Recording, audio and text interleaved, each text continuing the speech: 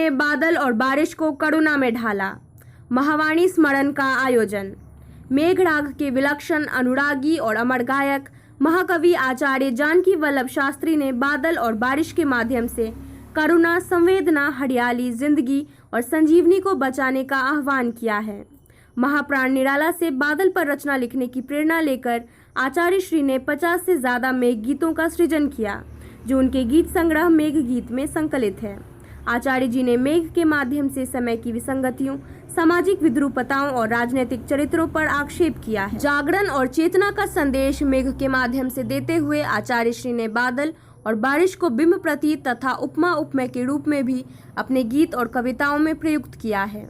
ये बातें महावाणी स्मरण में बेला के संपादक, कवि, गीतकार डॉक्टर संजय पंकज ने कही। डॉक्टर पंकज ने विमर्श विषय आचार्य श्री की कविता में बादल और बारिश पर विस्तार से बोलते हुए आगे कहा कि आचार्य जी का साधना स्थल निराला निकेतन का प्राकृतिक परिवेश आज भी गवाही देता है कि वे प्रकृति के साहचर्य में सदा रहे। अपनी प्रसिद्ध कविता मेघ गीत के अंतिम चरण में वे करुण स्वर में बादल को पुकारते हैं।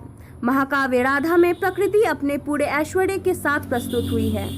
बादल और बारिश के बहुविध रूप महाकाव्य में प्रकट हुए हैं।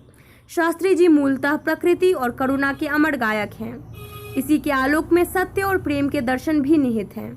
विराट प्रकृति विधाता की भूमिका में होती है। आध्यात्मिक साधना प्रकृति पूजा से विलग नहीं है। आचार्य श्री ने प्रकृति और करुणा को सर्वोपरि माना है। कवि, गीतकार डॉक्टर विजय शंकर मिश्र ने कहा कि आचार्य जानकी वल्लभ शास्त्री के गीतों में बादल अनेक प्रतीकों में उपस्थित हुआ है। उनका मेघ कहीं मिलन का तो कहीं विरह का, कहीं सार्वभौम सत्ता का परिचायक बनकर उभरा है। जनवादी स्वर भी उनके गीतों में सुनाई पड़ता है। उत्तर छायावाद में आचार्य श्री प्रकृति को जनजीवन से जोड़ने वाले सर्वश्रेष्ठ रचनाकार थे। मुख्य अतिथि जाने माने कवि, गीतकार, उपन्यासकार, समीक्षक डॉक्टर महेंद्र मधुकर ने कहा, आचार्य शास्त्री जी की रचनाओं के 3 मुख्य पक्ष हैं: प्रकृति, मनुष्य और करुणा। विस्तार पाने की कला प्रकृति है, यही मनुष्य को करुणा का पाठ पढ़ाती है। डॉक्टर विजय शंकर मिश्र ने आचार्य श्री के गीत बादलों से उलझ, बादलों से सुलझ, तार की आड़ से चांद क्या झांकता सुनाकर वातावरण को सम्मोहक और प्रभामय बना दिया। कवि गोष्ठी का शुभारंभ करते हुए वरिष्ठ गीतकार नरेंद्र मिश्र ने मां पर केंद्रित एक आह्वान गीत सुनाया। मां मैं तुम्हें बताऊं क्या, छाती फाड़ दिखाऊं क्या, तो वातावरण मैत्री भाव से भर गया। जय मंगल मिश्र जी ने अपनी कविता की इन पंक्तियों से सबको प्रभावित किया। कट गई पतंग, दाव नहीं आता, भाव नहीं आता। विजय शंकर मिश्र की इन पंक्तियों, समय की डोर में बंधा है आदमी, ने अपना अलग प्रभाव छोड़ा। काव्य पाठ करने वालों में सत्येंद्र कुमार सत्येन, राम वृक्ष चकपूरी, उमेश राज, ललन कुमार, संजय पंकज महत्वपूर्ण रहे।